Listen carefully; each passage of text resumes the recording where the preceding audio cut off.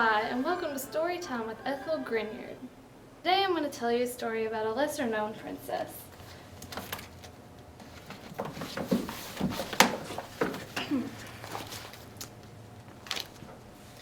Okay. Once upon a time, in a land far, far away, there was a microcosm called Jefferstown. The people of Jefferstown were a curious bunch.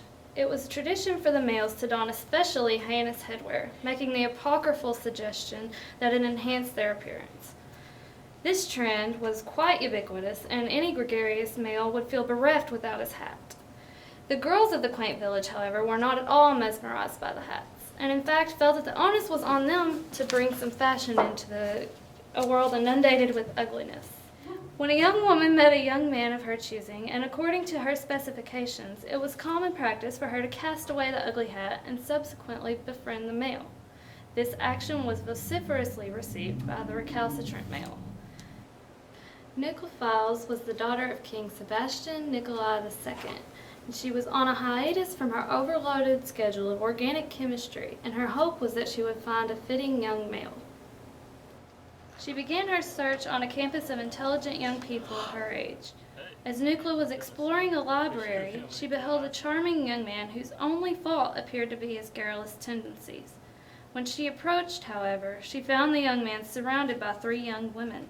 The 3 young maidens prevented Nuclea from removing Trey's hat, however, with their combined bulk, and Nuclea was forced to seek out a more compatible friend.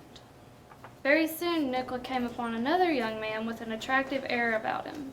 Nuclea began to approach Secund, only to find him preoccupied with 2 other young ladies.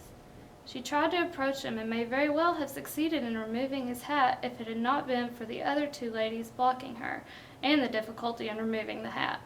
If it had only been a more easily removable article. In extreme frustration, Nuclea continued her search. A young man by the name of Priam strolled down the hallway with a young lady on his arm. Nuclea was greatly discouraged, however, when she saw his hat was firmly attached to his head. She would never be able to remove it, especially with the other girl there to stop her. Believing that all chances of romance were over, Nuclea devoted her life to the study of organic chemistry. Then, a lone figure sauntered her direction. He was not hysterically hindered by any female adversaries, and his hat could easily be removed. It was a perfect match for Nuclea. They bonded and lived happily ever after. Thank you for joining me for our story time with Ethel Grinyard. The SN2 mechanism is a nucleophilic substitution reaction. The nucleophile substitutes or takes the place of a leaving group. The 2 indicates that the reaction is bimolecular. Thus, the concentration of the nucleophile and the alkyl halide influence the rate at which the reaction occurs. The SN2 reaction cannot occur at a tertiary carbon because there is not sufficient room for the nucleophile to attack.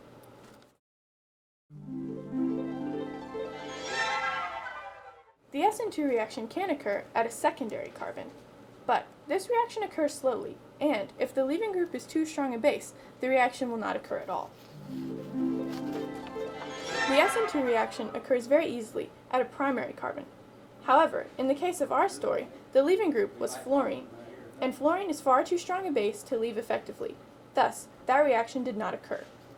The SN2 reaction occurs fastest at a methyl carbon. Iodine is an excellent leaving group, as it is a very weak base when it is in solution. The nucleophile performs a backside attack, thus inverting the configuration when iodine leaves.